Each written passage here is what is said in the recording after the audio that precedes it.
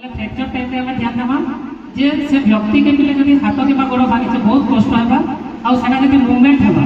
बेले आमे रिसेंटली हमर भी हेतिला तमे जानि दिबो आमे जइतिलो जे हला आदिगत सरकार जंग रे हाड़ भांगी दिला जानि छ तले सेते बेले आमे हॉस्पिटल पर नै छु एक्चुअली आमे भी हम ई टाइप किसी यूज नहीं करिया जानि भी पालो कि हम भांगी दिबो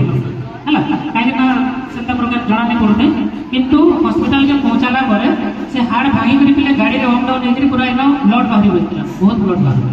हला माने से स्किन के खराब कर देतिला तो हमें हेगारी काना करबार थिला एक्चुअली एता स्टेप किछि देबार थिला जान तने कि गोड़ जदी हलचल नहीं हेतिता बेले सेटा ब्लीडिंग भी हेतिता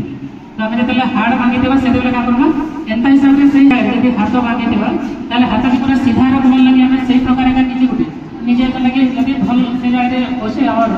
तमे बाडी में भी साहाय्य करे नै पारो स्केल थाई पारे किबा हम गोडा मोटा किछि भी जदी ओसे सेडा यूज करबा आ तार ऊपर हमें निजर कपड़ा जेना कि करा देबाटा करिया भी बिडी बिडी नै पारो एटा किछि असुविधा नै न हला ताले ए जागे